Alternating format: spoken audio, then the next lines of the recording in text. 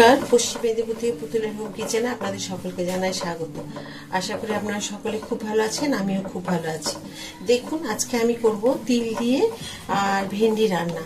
তিলের সাথে আরও দেবো অন্যান্য কিছু, তবে মেন উপকরণ হবে এটার তিল। তো তিলটাকে দেখুন, আমি এই বাটির ছোট এক বাটির তিল আমি নিয়ে নিয়েছি এখানে। তো দেখুন, হালকা লাল ব্রাউন কালার হয়ে গেছে। একদমই এটা খুব লাল করে ভাজা যাবে না। পোস্ত,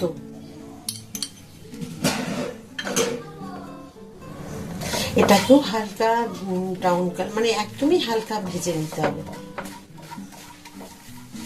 হাই ফ্লেমে একদমই ভাজা যাবে না, এটাকে লো ফ্লেমে একটুখানি ভেজে নিতে হবে। তো দেখুন, খুব সুন্দর ভাজা হয়ে গেছে। আবার এগুলোকেও আমি এখন মিক্সিতে নিয়ে নেব।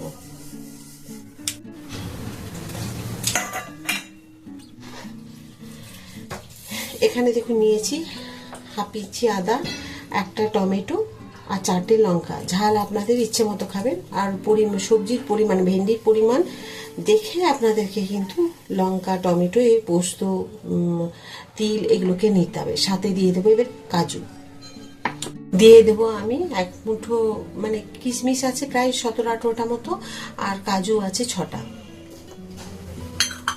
সাথে এগুলোকে সব নিয়ে নিয়েছি। অল্প একটু জল দিয়ে এটাকে এখন মিক্সিতে বেটে নেব।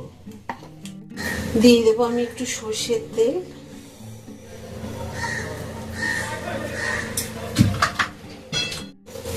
একটা শুকনো লঙ্কা ফোড়ন দিলাম, একটু জিরে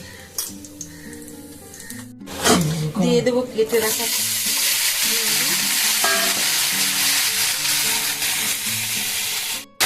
একটা ঢাকা দিয়ে দিলাম। 5 মিনিট হাই ফ্লেমে আমি এটা ঢাকা দিয়ে একটু ভেজে নেব। একটু ভাজা হয়ে যাওয়ার পরে ঢাকা খুলে দিয়ে দেবো একটুখানি নুন।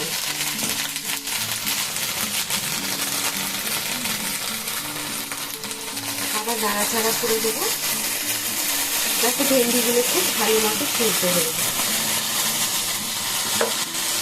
আবার 5 মিনিট ঢাকা দিয়ে দেবো। ঢাকাটা খুলে দেখে নিই কিরকম হয়েছে। দেখুন কি সুন্দর হয়েছে।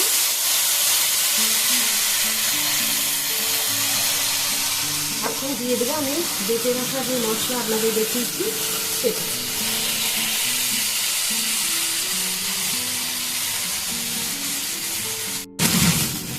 একটু চিনি দিলাম। আজ পোস্ত সমস্ত কিছু বেটেছিলাম, সেই জলটা একটুখানি মিক্সি খাওয়া দিয়ে দিলাম।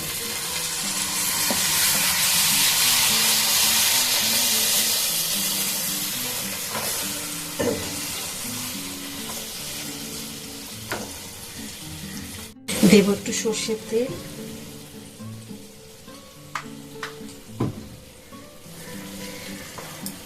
দিয়ে 2 মিনিট একটু ফুটিয়ে নেব। একবার অন্তত ভেন্ডি এইভাবে তিল আর পোস্ত দিয়ে করে খান, দেখবেন খুব সুন্দর লাগবে। ভেন্ডি অনেক রকমভাবে আমি আপনাদের দেখিয়েছি, এটা কিন্তু সবার থেকে একটু অন্যরকম, আর খেতেও কিন্তু স্বাদটা একদম অন্যরকম। অবশ্যই করবেন, আমি যেগুলো দিলাম। তো এইভাবে করলে কিন্তু সত্যি একটু স্বাদটা একঘেয়েমি স্বাদের থেকে একটুখানি আলাদা লাগবে রান্নার। আমি চেষ্টা করি একঘেয়েমি খাবারগুলো যাতে আপনাদের না খেতে হয়, ওই জন্য নতুনভাবে রান্নাগুলো আপনাদের কাছে নিয়ে আসি। একটু ফুটে যাক, তারপরে যেন আমি একটা জায়গায় ঢেলে নেব। 2টো কাঁচা লঙ্কা দিয়ে দিলাম। আপনাদের যদি ঝালের প্রয়োজন হয় কাঁচা লঙ্কাগুলো মেখেও খেতে পারবেন। তো কেমন হলো বলবেন, আর অবশ্যই কিন্তু একবার এইভাবে রান্না করে খাবেন। আর লাইক, শেয়ার, কমেন্ট করতে কিন্তু একদম ভুলবেন না। অবশ্যই আমার সাথে আপনারা যেমন আছেন ওই রকমই সাথে থাকবেন। আবার একটা নতুন ভিডিওতে নতুন রান্না নিয়ে আপনাদের সকলের কাছে আমি চলে আসবো।